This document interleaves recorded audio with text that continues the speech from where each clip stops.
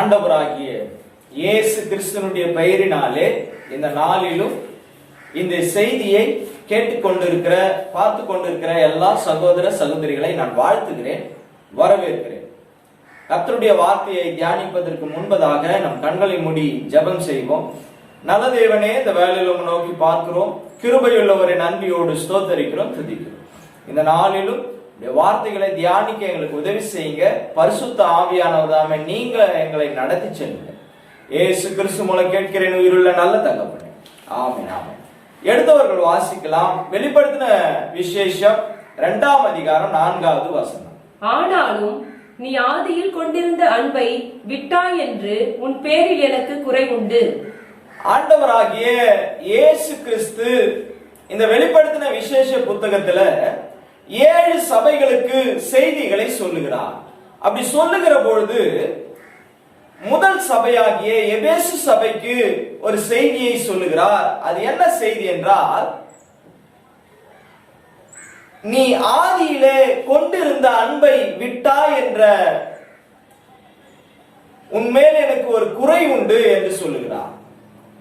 இந்த சபை ஆதி அன்பை இழந்து போன, ஆதி அன்பை விட்ட ஒரு சபையாய் இருக்கிறதை ஆண்டவராக இயேசு கிறிஸ்து இங்கு காண்பிக்கிறதை நாம் பார்க்க முடிகிறது.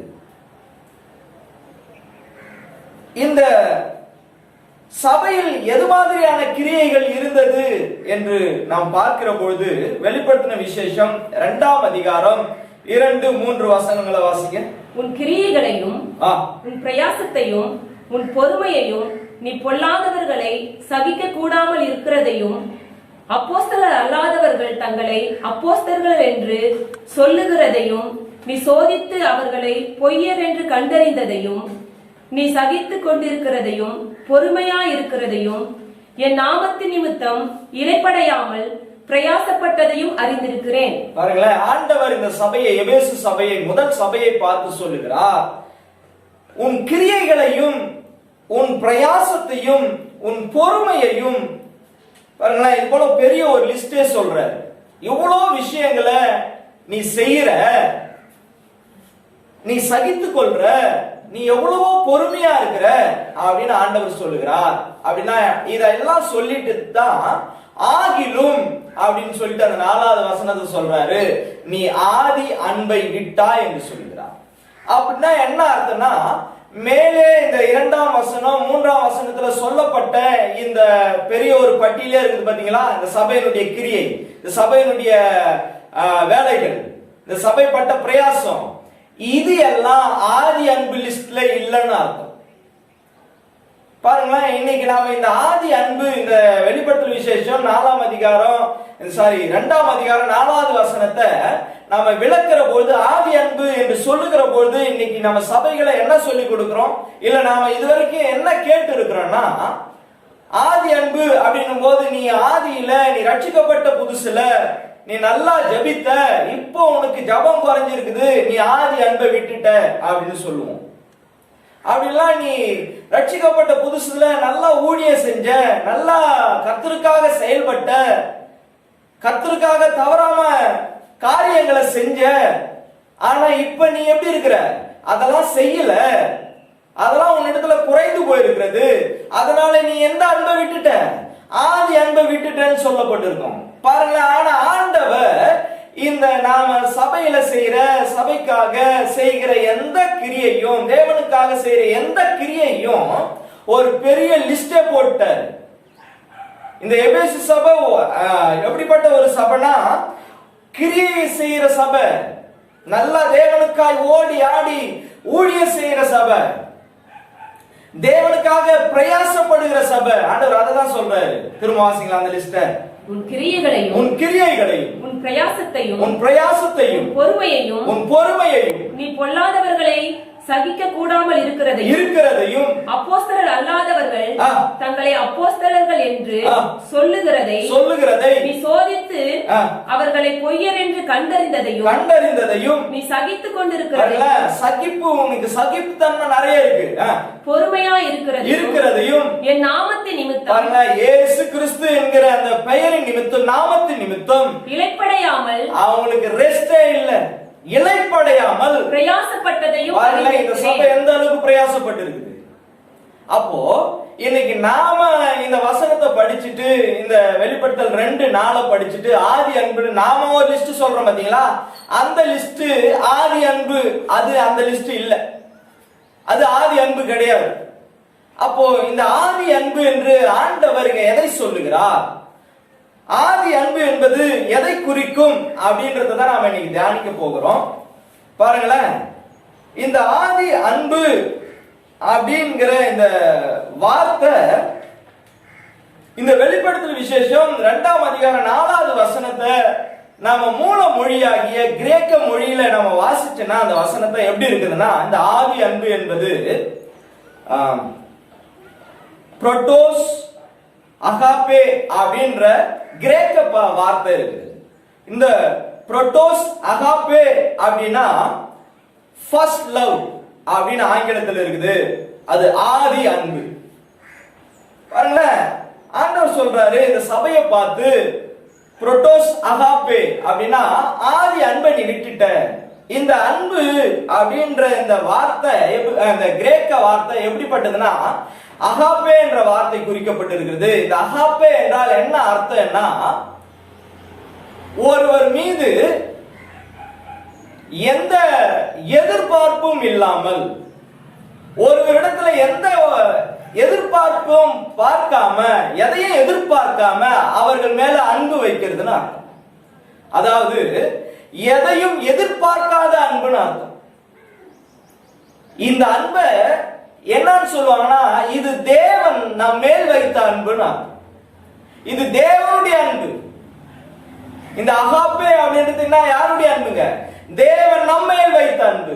நம்மிடத்துல எந்த நன்மையத்தையும் எதிர்பார்க்காம தேவன் நம்ம மேல் அன்பு வைத்தார்னு அர்த்தம்.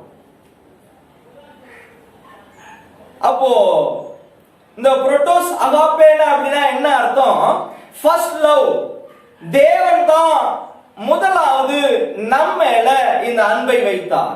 எந்த அன்பு? அகாப்பே அன்பு. அதாவது எதையும் எதிர்பார்க்காமல் வைத்த அன்பு, எதையும் எதிர்பார்க்காத அன்பு தேவனுடைய அன்பு. இந்த அன்பு தான் வேதத்துல வேற ஒரு இடத்துல சொல்லப்பட்டிருக்கிறது. இதே இந்த புரோட்டோஸ் அகாப்பே என்கிற வார்த்தையை வேற எங்க பயன்படுத்தப்பட்டிருக்கிறதுனா 1 யோவான் 4ஆம் அதிகாரம் 19வது வசனம் வாசிங்களேன். அவர் முந்தி நம்மிடத்தில் அன்பு கூர்ந்தபடியால், அவர் முந்தி நம்மிடத்தில் அன்பு கூர்ந்தார். போதும். இதுக்கும் என்ன வார்த்தைனா இந்த புரோட்டோஸ் அகாப்பே தான் இருக்கு. அதாவது ஃபர்ஸ்ட் லவ். அவர்தான் முந்தி அன்பு கூர்ந்தார். முதலாவது அவர்தான் அன்பு கூர்ந்தார். ஆண்டவராகிய இயேசு கிறிஸ்து தான் முதலாவது நம்மிடத்தில் அன்பு கூர்ந்தார். நாம அன்பு கூறல, அவர்தான் முந்தி அன்பு கூர்ந்தார். ஃபர்ஸ்ட் லவ் அவர்தான். ஃபர்ஸ்ட் லவ் பண்ணதே அவர்தான் நம்மள. ஆதி அன்பு அதுதான். பாருங்களேன், இந்த ஆதி அன்பு எங்க ஆரம்பித்தது, ஆதி அன்பு எங்க இருந்தது அப்படின்னு பாத்தீங்கன்னா வெளிப்படுத்தல் விசேஷம் 13ஆம் அதிகாரம் 8வது வசனம். இந்த ஆதி அன்பு எங்க ஆரம்பிக்குதுன்னு பாருங்களேன். உலக தோற்றம் முதல் அடிக்கப்பட்ட ஆட்டுக்குட்டியினுடைய, பாருங்க, உலக தோற்றம் முதல், இந்த உலகமே உருவாகல, ஆனாலும் நமக்காக, மனுக்குலத்திற்காக அவர் அடிக்கப்பட்ட ஆட்டுக்குட்டியானவராயிருந்தார். அவர் அடிக்கப்பட்டு இருந்தார். அப்படின்னா என்ன? அவர் முந்தி அன்பு கூர்ந்தார். நமக்காக அடிக்கப்பட்ட வண்ணமாய் இருக்கிற ஆட்டுக்குட்டியானவர் எப்போ? உலக தோற்றத்துக்கு முன்பாக. ஃபர்ஸ்டே லவ் பண்ணது அவர் தான். ஃபர்ஸ்ட் லவ் அதான். நாம பண்ணலங்க. நாம அவர் மேல அன்பு வைக்கல, அவர் தான் முதலாவது அன்பு வச்சாராம். இந்த அன்பு பாருங்களேன், அந்த அன்பு எங்க வெளிப்பட்டது அப்படின்னு வேதம் சொல்லுதுன்னா ரோமர் 5:8 வாசிக்கல. நாம் பாவிகளாய் இருக்கையில் நம்ம இடத்துல எந்த நன்மையும் இல்லாத போது கிறிஸ்து நமக்காக மரித்ததினாலே தேவன் நம்மேல் வைத்த தமது அன்பை விளங்க பண்ணினார். பாருங்களேன், அப்ப இந்த அன்பை எங்க விளங்க பண்ணினார்? இயேசு கிறிஸ்து சிலுவையிலே தமது மரணத்தின் மூலமாய் தேவனுடைய அன்பை வெளிப்படுத்தினார். தேவன் தம்முடைய அன்பை வெளிப்படுத்தினாங்க. அதனாலதான் வேதம் சொல்லுகிறது, முந்தி அவர் நம்மிலே அன்பு கூர்ந்தார். அப்போ இந்த புரோட்டோஸ் அகாப்பே என்கிற இந்த வார்த்தை என்ன சொல்லுகிறது? இந்த ஆதி அன்பு என்பது என்ன சொல்லுகிறது? இந்த ஃபர்ஸ்ட் லவ் என்பது என்ன சொல்லுகிறதுனா, முதலாவது அவர்தான் அன்பு கூர்ந்தார். சிலுவையிலே நமக்காக ஆண்டவராக இயேசு கிறிஸ்து அவர் பட்ட பாடுகள், சிலுவை பாடு, மரணம், உயிர்த்தெழுதல், தேவன் நமக்காய் பட்ட பாடுகளை தான் இங்க சொல்லுகிறது. தேவன் நமக்காய் தம்முடைய மரணத்தின் மூலமாய் நம்மை அன்பு கூர்ந்ததை அவர் வெளிப்படுத்தினார். நான் எவ்வளவா உன்னை நேசிக்கிறேன் பார் மகனே அப்படின்னு. அவருடைய அன்பை எங்கதான் பார்க்க முடியும்னா அவருடைய மரணத்துல தான், சிலுவையில தான் அவர் பார்க்க முடியும். இந்த அன்பை தான் வெளிப்படுத்தும் விசேஷம் 2ஆம் அதிகாரம் 4ஆம் வசனத்துல சொல்றாரு எபேசு சபையை பார்த்து, நீ நிறைய பிரயாசப்படுற, ஆனா எந்த அன்பை விட்டுட்ட? நான் உனக்காய் ஆதியிலே, அதாவது உலகம் தோற்றத்துக்கு முன்பாகவே அடிக்கப்பட்ட பார்த்தீங்களா, அந்த அன்பை விட்டுட்டுப்பா. 2000 வருஷத்துக்கு முன்பாக சிலுவையிலே அன்பு எப்படிப்பட்டது என்பதை நான் வெளிப்படுத்தினேன் இல்ல, அந்த அன்பை நீ விட்டுட்ட. அப்படின்னா என்ன அர்த்தம்? சிலுவையை விட்டுட்ட, நான் பட்ட பாடுகளை நீ மறந்து போன, விட்டுட்ட. ஆனா அயராம என்ன பண்ணிக்கிற? ஓடுற, உழைக்கிற, ஊழிய செய்யற, ஜெபிக்கிற, எல்லாவற்றையும் செய்யற. ஆனா சிலுவைய அன்பை விட்டுட்டியப்பா. சிலுவையில தான் நான் அன்பை வெளிப்படுத்தினேன். நான் உனக்காய் பலியான இல்லையா, அந்த அன்பை நீ மறந்து போய் கிரியை செஞ்சுன்னு இருக்கிற. பாருங்களேன், இதுதாங்க தேவனுடைய அன்பு, இதுதான் அகாப்பே, இதுதான் எதையும் எதிர்பார்க்காத அன்பு நம்ம இடத்துல. இவன் நல்லவன் கெட்டவன், இவன் எனக்கானா, இவன் மேல அன்பு வச்சா இவன் கிரியை செய்வான், இவன் வேலை செய்வான், எனக்காக எனக்கு உதவியா இருப்பான் அப்படின்னு எதையும் எதிர்பார்க்கல நம்ம இடத்துல அந்த அன்பு. முந்தி அன்பு கூர்ந்தார். அப்போ இந்த வெளிப்படுத்தல் விசேஷம் 2ஆம் அதிகாரம் 2-3 வசனம் என்ன அது எதை வெளிப்படுத்துதுன்னா, இந்த கிரியை எல்லாம் அயராம உழைக்கிறது, கடவுளுக்காக ஊழியம் செய்யறது, ஜெபிக்கிறது, நாம எல்லா காரியங்களும் நாம கடவுள் மேல வைத்திருக்கிற அன்புங்க. அது நம்முடைய அன்பு. நான் ஜெபிக்கிறது அது ஏன் அன்பு, நான் தேவனுக்காய் ஊழியம் செய்யறது அது என்னுடைய அன்பு, நான் தேவன் மேல வைத்திருக்கிற அன்பு. அது ஆதி அன்பு கிடையாது, அது என்னுடைய அன்பு. இது எப்படி சொல்லப்பட்டிருக்குன்னா, கிரேக்க மொழியில பிலியோ அப்படின்னு சொல்லுவாங்க. பிலியோனா என்ன அர்த்தம்? மனிதன் அன்பு கூறுதுன்னு அர்த்தம், மனிதனுடைய அன்புன்னு அர்த்தங்க. அப்போ வெளிப்படுத்தல் 2ஆம் அதிகாரம் 2-3 வசனத்துல சொல்லப்பட்டு இருக்கிற அயராம கிரியை செய்யறது, உழைக்கிறது, ஊழிய செய்யறது, இதெல்லாம் பிலியோ அன்பு, நாம தேவனிடத்துல வைக்கிற அன்பு, அதாவது மனிதனுடைய அன்பு. ஆனா அகாப்பே இந்த வெளிப்படுத்தல் விசேஷம் 2ஆம் அதிகாரம் 4ஆம் வசனத்துல சொல்லப்பட்டு இருக்கிற இந்த அன்பு, ஆதி அன்பு என்பது அது தேவனுடைய அன்பு. தேவன் சிலுவையில நமக்காய் வெளிப்படுத்தின அன்பு. அது தேவன் நம்மை வைத்த அன்பு, பலியாகி அவர் மரணத்தின் மூலமாய் தன்னுடைய அன்பை வெளிப்படுத்தின அந்த அகாப்பே அன்பு. இந்த அன்பை தான் விட்டுட்டேன்னு ஆண்டவர் சொல்றார். இன்னைக்கு இந்த வார்த்தையை கேட்டுக்கொண்டு இருக்கிற ஊழியர்களே, விசுவாசிகளே, இன்னைக்கு சபை எந்த அன்பை தெரியுமா விட்டுச்சு? நம்முடைய அன்பை நம்ம முக்கியப்படுத்துறோம். நாம நம்முடைய அன்பு தான், நான் கிரியை சேர்த்துதான், நான் ஊழிய சேர்த்துதான், நான் ஜெபிக்கிறது தான் ஆதி அன்பு நினைச்சுன்னு இருக்கிறோம். இல்ல தவறா புரிஞ்சுன்னு இருக்கிறோம். ஆதி அன்பு என்பது தேவன் சிலுவையிலே அவருடைய மரணத்திலே நமக்காய் தம்முடைய அன்பை வெளிப்படுத்தினார் பாத்தீங்களா, அதுதான் ஆதி அன்பு. சிலுவையின் அன்பை ஒருபோது நம்ம விட்டுறக்கூடாதுங்க. இந்த வார்த்தை கேட்டுக்கொண்டிருக்கிற சகோதர சகோதரிகளே, இயேசு நமக்காய் செய்ததை, இயேசு நமக்காய் பலியானதை விட்டுட்டா நம்ம ஆதி அன்பை விட்டுட்டோம்னு அர்த்தம். நம்ம ஆதி அன்புல இல்ல.